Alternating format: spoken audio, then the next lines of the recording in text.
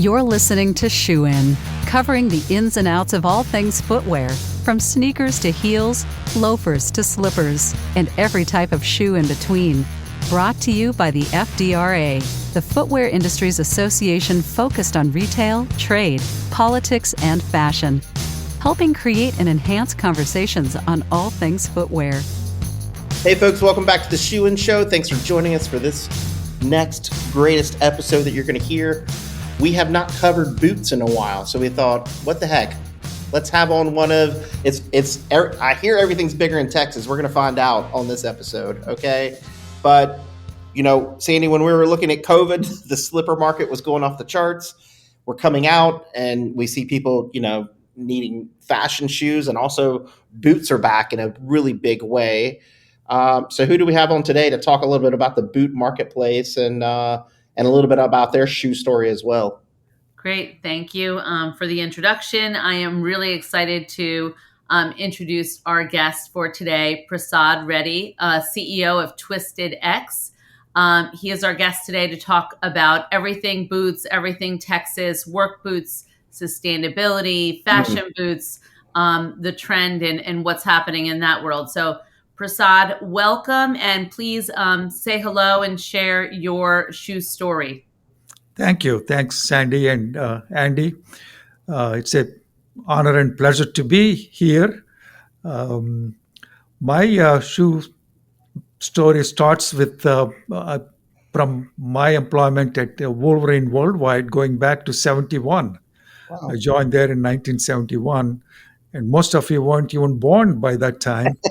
But anyway, I've been in the footwear business since that time. I actually started in the systems and in supply chain area, but I like the footwear business product so much. I want to shift it to product and sourcing and designing. I'm not a designer, but the concepts and all that stuff. And it's a great because when you see the product on someone's feet, you feel so good. So that's why I think it's a great way to express our desires and wants and everything, and see on the people's feet. It's really great enjoyment to me. Did you work at Wolverine for that many years and then go from Wolverine to Twisted X, or what was the journey from there? No, I was at Wolverine for 16 years. I did my mentorship and everything I learned was at Wolverine. I had some great teachers and mentors there, quite a few, and then ventured into a company bought with a friend of mine called Freeman Shoe Company. That was in 87, and ran it for 5 years. And then after that, I was the president of K-Swiss International for 10 years.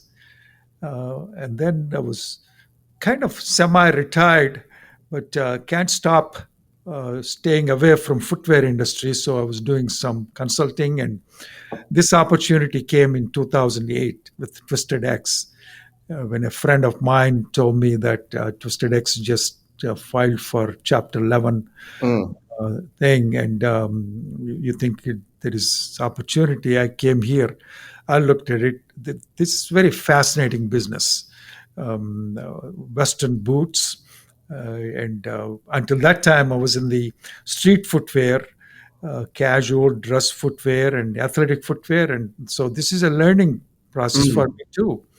From the beginning, from the time I came in, I started learning about Western culture, the total honesty of the Western culture. It's a handshake thing. Texas, these cowboys. And when you talk about sustainability, the Western people, the farmers and the cowboys were the first to live off the earth. Yeah. So they are the foremost people that really believe in sustainability. They may not say it, they may look tough and all that stuff, but they are so gentle, and it's a really pleasure to be associated with them. That's an interesting point because I think if they're not sustainable, then their cattle die or their crops die, obviously, right? So it's part of, and I think it's the same way with our shoe industry. It's like if we're not sustainable as a business, because sustainability is optimizing, it is innovating, it is, Yes. cutting our footprint. It's all of those things. It's a big term, but I am interested because when you came in and it was filed for bankruptcy, I am interested in what you started to lean into to bring it out of that and revitalize the company. What were a few steps that you took? Because I think, you Yeah. know, Yeah. It's interesting. It was in 2000, early 2009, and there was a drought in Texas. And so, summertime, we were looking at it. And at that time, all we had was Western boots mhm, in the company, in the brand, which is what the company was known for. And then I looked at it, the incoming sales were almost nothing. So I asked our sales team, what's happening? They took me outside the office and said, it's 100 plus degrees. It has been 100 plus for the last 15 days in a row. Men won't buy boots. mm, In Western, at that time, we were like 80% men's and 20% women's. I said, men won't buy boots in this heat. I said, then how are we going to survive? He said, well, that's the way it is. You have to wait till October. That's when, because of my background being in the street footwear and athletic footwear, said, we can do the casuals. Let's bring mm, casuals, which can sell year round. So in 2010 January, we introduced first casual, first real casual for the Western industry, and at the trade show, Western Visa trade show in Denver, on January 10th of 2010. I still remember the day. I brought the first proto samples. We had a mini sales meeting and presented it to our sales group. They, of course, were all cowboy oriented. They told me, you don't understand Western business. You come from that street footwear business, so you don't understand. Cowboys will never wear shoes, they wear only boots. I said, okay. Uh, I got the product samples, let's leave them here. And the retailers start coming, and some retailers, said, "This is great. We need this because our cowboys sometimes buy the boots from us and go to Dillard's or department store and a mall store and buy shoes. that's So now interesting. you are giving him an option, giving me an option." So that's where the first, we feel the first, what we call the driving mark, first real casual shoe for the Western industry with a little Western elements in it started. And it has been great because Yeah. that fueled the growth of the company. Uh, and after we introduced it, almost every Western brand now has casuals, Mm. Yeah. including iconic. Most of them are, or I shouldn't say most of, some of them are exact copies of our number one trade shoe that I brought. That's right. So Prasad, now I've seen a lot of great women's boots. So what is now the ratio between men's and women's, and what does that look like? Yeah, it's getting to be better. It's more like 70-30 for us now, because of the a couple of things. Women's boots are more fashion oriented, Mm, whereas men's is more utility oriented. mm, So the women's, we have to be. It goes into waves. In about 7-8 years ago, there was a big wave of fashion boots with a lot of bling and inlays and outlays and all that stuff. But now it's coming back because of the country lifestyle, country music, as well as the uh, TV shows like Right. Yellowstone and all so, those. That's right. When I was out at the Dallas Market Center recently and I saw you there, I mean the women's boots, cowboy boots and the fashion and the even and some of the dressier, I mean it was everywhere. It seemed like Yes. that was a hot area. Are you leaning in there a little bit more now? I mean, do you see that changing for you? Yes, yeah. We actually about 4 years ago, or actually 3 years ago, just before the pandemic hit, we acquired a women's fashion boot company that was in Fort Worth called Black Star Boots. So we revamped the line and brought it back with some new classic styling, and it's been really good. Good, it's slowly growing almost every season. Mm. So yeah, women's fashion boots has become a staple for us now. I, So I do want to highlight one thing you said there because I think a lot of people make mistakes or make assumptions. You can't make a men's boot and then sell it on the women's channel, right? no, It sounds so common sense to say it, but people think that you can just make the same type, same last, same whatever, and expect it to sell. And to your point, it's not even just the fashion; it's the utility of it. Like cowboys are going to go out and rope steer in a boot, and they need it to do that. And women are going to do something. Maybe they're going to go out and rope the same way. That's fine, but like the comfort and the development need to be a little bit different, even if the style is somewhat the same. But that also leads me to my question about your focus around development with sustainability in mind. Maybe you can share a little bit about how you guys see sustainability and some of the things that you're working on around that, because that seems to be a very core component of your company. yes, yeah. It has been all along. I believed in it from the time I was born.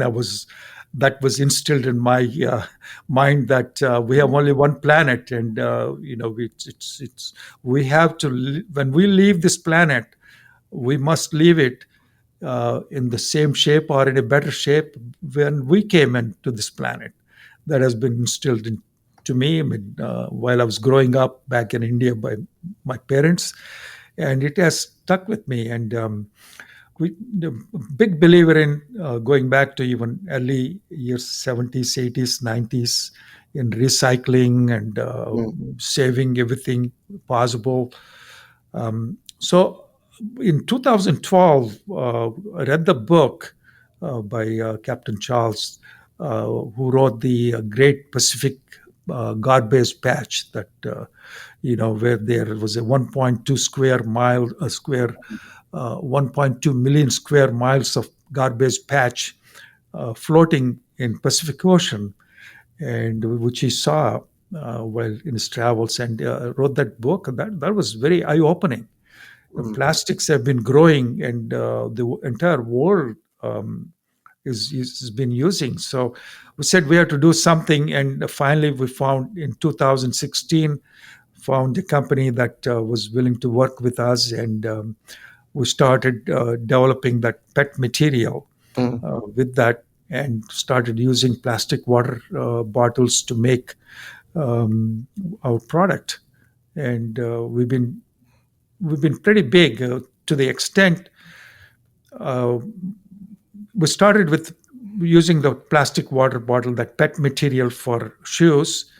And at the same time, we said that we're trying to clean up the environment, but also we have to help the environment. So we said we'll plant a tree for every pair of shoes we sell using that material. mm. So, to date, we have planted more than 600,000 Wow. trees, and recycled more than 7.8 million bottles into shoes. And the other thing we did is we said we have to upcycle them. It's just not, there's so much waste in the footwear industry. There's Hmm. so much the EVA material, PU. They take so much space in the landfills. Hmm. So about, again, 4 years ago, we started the project of taking all that and working with another group and developing what we call blend 85, 85% scrap Mm, that's shredded and reconstituted into the footbeds and the midsoles and all that stuff. And then 3 years ago, we did the same thing with the leather. mm, We took the leather scrap, 80%, I mean, scrap, and pulverized it, and 80%, and then reconstituted it. And we're doing that. And 100% of our product now are have some sustainability element. That's awesome. More than 50% of them have more than 50% of the product is from sustainable materials. That's great. And you know what you're we hear so much about carbon, which is completely understandable. But your point about the ocean, I mean, we see this large algae bloom heading Yeah, towards the Gulf, and so it reminds us that when we're looking at efforts in our industry, we need to look holistically at our environment, not just the air, but also the water and our entire impact. So, kudos exactly. to you guys for focusing on that and doing it before it became a marketing tool. Yeah, Um, yeah. Well, we used to say that we will just keep on doing the right thing, and yeah, then marketing and everything is afterwards, and that's our yeah. priority. In the company we have like four pillars: the product, and the comfort features in the product. Comfort is one, and then the sustainability is another one, and philanthropy is another one. We are Hmm. pretty big, and we give like 12% of our profits back to the society, communities, and great organizations like VFW, which I'm a huge fan of. VFW, support them. We're either the largest or second largest corporate sponsor for Hmm. VFW. uh, Fund their entire Voice of Democracy program. Uh, but anyway, we believe in that. And you mentioned carbon.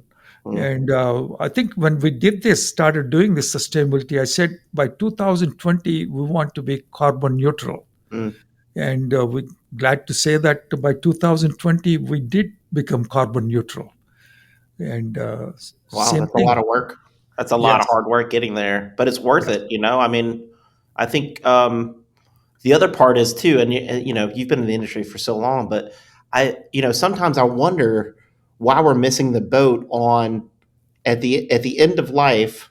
We have these materials, and we're losing revenue because they go into a landfill instead of taking those materials and putting them back into our supply chain in some way. And I also think there's a risk mitigation to doing that because you can import less shoes if you make overseas. You can import less shoes, use what you have here, and not have to worry so much about you know boats out on the water, waiting to get Yep. into the port, getting into Yep. the. You've already got it here. You've already Yep. put the money into it and the effort, and it's sitting there. And you look at it and say, "Well, we'll just make something else." And at some point, our industry needs to think and say, "We're losing money." Yes. Like sustainability has to have an economic arm to it as well as a good environmental arm, and somewhere around there to what you guys are doing with these scraps, it's the same thing. It's like it's already sitting here. Why would I Yeah. pay for a brand new material when I can just use this again and get more revenue out of what we already have? Yeah, yeah. We got another project on that same thing. We're Aha. putting shredders right here in Texas in our own Yeah. office area. Take the product, the products, some of the footwear we are making, and shred them. And we found a way, working with another group, to make those into a mats that we send to the retail stores for the like a carpets and Hmm. mats for even for the cheerleaders, for the Hmm. cheerleading, all that stuff. And then said then we're looking at that company, with working with that company, taking those and then shredding that again if we need to at the end, and then making into like a foamy material to get into. And we were told BMW is interested in Hmm. using that into their car seats. So that process had just started, and we'll be going into production in June, July with that whole thing, with the That's shredders and great. everything. Yeah, Prasad, I love the fact that you're so open about what you're doing and willing to share some of the information and all that. So I do want to just share with whoever's listening in that Prasad is, really big on opening the door to that communication and kind of sharing that with the rest of the industry. And I do hope that you participate in some of the working groups and our events and things that we have on sustainability, so that you can share some of that with other people, because it's pretty phenomenal what you're doing. I do want to pivot for a quick minute to just kind of touch on what's happening with some of the challenging times that we're dealing with inventory and the economy and inflation and all of that.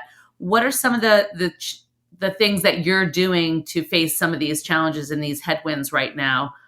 Can you just share a little bit about that? Sure. Well, the last 4 years, I mean, from since pandemic time, we've been facing very uncertain times. We don't know what's happening or going to happen then from month to month, let alone season to season. So it has been challenging. And one of the first things we did, first of all, we are privately owned, so there's no, and I don't have to report to anyone. We have board and all that stuff, so we can move fast. We have a small, extremely talented group of team members here that can move fast on anything. So in March of 2020, when COVID everything shut down, when we went against at that time, we always say, let's be different, think different. So we went ahead, and I felt we will be out of inventory by the end of the year, because almost all the retailers were cutting down on their inventories to match the sales drop, and all the big corporations were canceling orders with the factories and cutting back inventories to match their sales in order to show to the Wall Street what they're doing. And smaller companies, financial position and all this stuff, we're a debt-free company, so we said we can take a chance. So we increased production at that time, actually. And we actually added customer service people to take care of the retailers, because they didn't have means to do it. So we provided a lot of assets to the retailers, helped them sell online whatever they need to do. So that helped us substantially that year. We had inventories before people started scrambling to get some inventories. But then the freight costs have gone up, and the port congestions and all the stuff brought us into a lot of, again, uncertain times. The transit time went from 4 to 5 weeks to 10 weeks, so extra inventory along the line. And we were all caught up with extra inventory during that time. And with the inflation, for 7 years in a row, we didn't raise any wholesale prices. So, we could absorb it. And with the, economies of scale, we've been growing double digits since year 2009, fortunately, until now. But then we had to finally increase prices last year because of freight costs, as well as the material costs, labor costs, and everything. But so that's another thing. But we didn't. We just wanted to be careful, because economy, inflation, and the disposable income of the people has not grown. Mm-hmm. So Right. spending power has not grown. So we don't want to increase the prices to the extent that product is not affordable for our average customer. So we've been very careful, and we haven't increased the prices again this year, or going back to that cycle. It's still the inventory issues. Unfortunately, we all do the same thing. It's like a pendulum, going all the way. We cut back, and then we increase, and we're cutting back now. What's going to happen in the fourth quarter, third and fourth quarter? Is it going to be same like 2020? It's a big question. I mean, Mm, no one has the answer. mm, So those are all the things we are facing and constantly reviewing how right. to plan for that. Yeah. It's like almost like you need 8 scenario plans, right? Instead of 2 like in the past, right? It's like it's A or Yep. B and now it's A, B, C, D, E, F. What are we like? Let's figure out in between all these nowadays. And I think it's just, it's a tough business environment. Texas seemed to be doing quite well, though. I mean, it's booming down there. Yeah. Yes, yeah. Economy in Texas has been really good, and the Yeah. unemployment is very, very low. The job creation is great, and yeah, the Texas-based retailers are doing really well, and Yeah. so yes, it is booming and attracting a lot of people from other states into this, and causing a lot of traffic congestions and problem. Take a lot I think longer it's to happened a get lot to of office. places. You know, So I what one challenge that I see from the Western culture are that the pickup trucks no longer fit in the parking spots, and I'm getting squeezed out to the point where I got to go park in the back because I'm a little afraid of these big trucks coming in and parking and scratching up my car's old, but still I have some pride, and yeah, of so course. When I moved into this, we are in Decatur, Texas, just a 40 miles northwest of Dallas Fort Worth, and it's a small town of 6,000 people, but it's totally cowboy town, western mhm, town. And when I came into the office, I had a sports car, and I have the smallest car, and everything else is pickup trucks. I know mhm. the feeling, what you're saying, Andy. It's I used to say that there's 6,000 people with 12,000 pickup trucks in uh, in Decatur area. So Well, you were coming from Michigan, so quite the change, yeah? yes, quite a change. Yes, yeah, but in 70s we used to do business, 70s 80s, like with the handshake, even in the footwear business. Mm, The retailers were straight, and that's what I saw in here western industry. It's still handshakes, and we have a couple of licensing agreements with a couple of people, western groups, on a handshake. We Contracts are expired, we don't even uh, care to see when it expires. I mean, it's really such a pleasure to do business in state of Texas and with the Western culture people, because the retailers are the same thing. mm. You know, it's a different mentality. I mean, it's not like, of course, everyone wants brands to support them, all the retailers, which is fine, but it's not like give us discounts. I mean, a lot of markdown money and that kind of thing. How can Mm, we make the business better mm. for Yeah. both of us, rather than you know it's a different mentality that used to be like that in 70s, It's 80s and you're selling sustainable products and you're building sustainable businesses is basically what you're saying. Like it's all yes, encompassing and yes, each other and all that. So I think that's yes, great. yes. To Sandy's point, I really appreciate you being open with us today and sharing your story. And hopefully, folks out there will go take a look at Twisted X website, maybe buy some product. Um, and that way their boots can go with the big pickup trucks that's parked next to my little Accord. But Prasad, thank you so much for coming on the show today. We really appreciate your time. You're welcome, Andy. It has been a pleasure. Thanks for inviting me, Sandy. Thank you, Thank you very Prasad. much. Yeah, Yeah, and pleasure. Twisted X just signed up as a new member, and we're excited to have you guys involved and plugged Yes. in. And folks out there, if you're a footwear company, and we have members that are small, medium, large, it doesn't matter. We're here to serve the industry. So if you're interested in learning about how we can actually help your business in the supply chain, customs, duty, sustainability, anything that we can support you with to make your business better, reach out and let's have a chat. But these topics are really timely. The leadership, just hearing people's shoe stories. I mean, Sandy's got an amazing shoe background as well, and has been raised in the business, and just hearing people go through that and finding their way and the attraction, Sandy, that always pulls people back, right? It's like Yeah, you can't leave. once you're part of this family, it's really difficult to leave for good. So I love that you came back and you're really making a difference, Prasad. And you are so approachable, so kind, with your philanthropy and your sustainability and the way that you do business. I mean, it really is about a handshake and integrity. So I appreciate you and thank you for coming on today to Shoe and Show. Great. Thank you. It's my pleasure.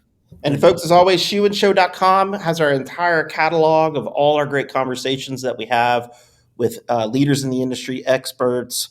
And as always, we appreciate you listening. New episode comes out every single Monday on Apple Podcasts, Spotify. You can listen online. I know there's folks back on the road again or heading back into the office again. You can listen in your car. You can listen on the plane. Download us and be part of the conversation. And as always, we appreciate the opportunity to serve and run this podcast to help the industry gain a little bit new ideas and get a little bit stronger along the way. So on behalf of the whole team here, thanks for listening. And until next time, Shoe In is out.